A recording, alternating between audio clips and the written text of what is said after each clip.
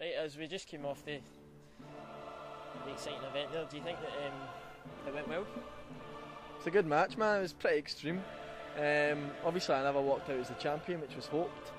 But you know, I taught this man well, and you know, deserves to be champion if he can beat me. And walking away as forever a UWF champion, how does that feel? It's great.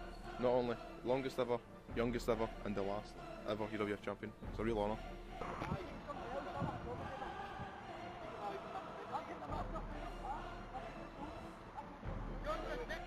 We go back to NLC 3 when Rambo joined the Dominant Force. We recruited him, me and Hostile. Taught him, you know, everything he knows. He went on to win the tournament. You know, I'm sure he can tell you all these achievements. He went on to win the XD title, which he took from Stejo, who got defeated by Race today. Who must be lying somewhere in his own pool of blood, gutted. But you know, we've been through a lot. The force has been through a lot. You know, I was the only Dominant Force member not to walk into today, you know, with any championship. And the only one not to walk out with as well. Actually, that's a lie. Hostile's grandma died, didn't she? Aye, man, it was a great match. Obviously, this guy, you saw what kind of bumps he took, so he deserved to walk out with that title over his shoulder. I think so, anyway. And as like, been doing this for years and years, but as an advert for that show, as an advert for UWF, do you think it was a success? Absolutely, the whole show was amazing. Every single Do you think match. we raised the bar as previous? Definitely. Definitely. The bar was overraised. What do you think? Absolutely. But people like Spike's match, that was, like Spike and Ludacris, that was unreal, and to have Spike walk in is somebody considered to be no very good, to be honest, because his lack of attendance and stuff in the past, to walk into a match like that and pull off what he pulled off definitely raised the bar, and it definitely put belief in me that, you know, there's a lot of underrated guys out there, man, in the UWF. That's my opinion. And other than the amazing matches and stuff, there was a lot of laughs during this time, do you think? Absolutely, yeah. I mean, you've got some of them to show. I think probably one of the funniest moments was Duke grabbing a hold of Jim's crotch.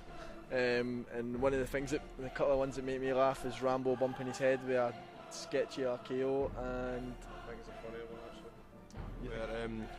Where Stejo attempts to powerbomb Rays onto two light tubes, expecting the light tubes to break, and they don't break at all.